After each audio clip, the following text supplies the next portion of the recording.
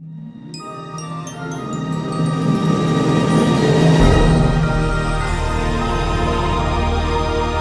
Exodus from Egypt comprised two stages. The first was the leaving of Egypt itself, and the second was the crossing of the Sea of Reeds. The question is asked, why is it that two stages were required for the Exodus? Why could it not have been a single movement out of Egypt that would have sufficed? In order to appreciate the answer, we have to also understand that the Torah is not something which speaks only on historical terms and events about once upon a time, but rather it is a continual message which is being transmitted to each and every single human being for the process of growth in their lives. With this in mind, we can now understand, as the mystics explain, why there are two aspects to the Exodus from Egypt: the leaving of the land of Egypt and the crossing of the Sea of Reeds. The mystics explain that the reason for this is that in every human being's experience, in order to have one's own Exodus and redemption, one needs to employ the very same model and follow the very same pattern. The first aspect of the Exodus is moving in a different direction on a behavioral level,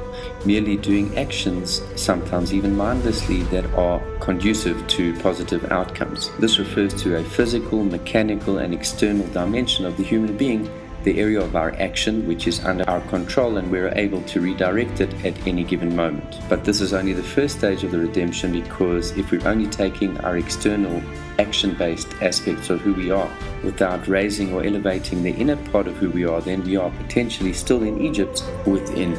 And therefore we need the second aspect, the crossing of the sea, which elevates and raises up inside of our hearts and minds, our spirit and our soul, deepening and intensifying our intentions in a good way,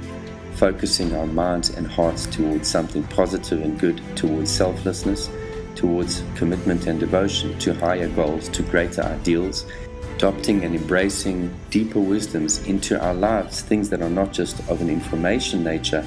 but rather that indeed create a shift and movement inside of our souls, which ultimately play itself out in our lives towards good. And it is the wise sages of Israel which remind us that each and every single human being needs to go through the process of the Exodus, both these aspects of the Exodus, each and every single day of our lives.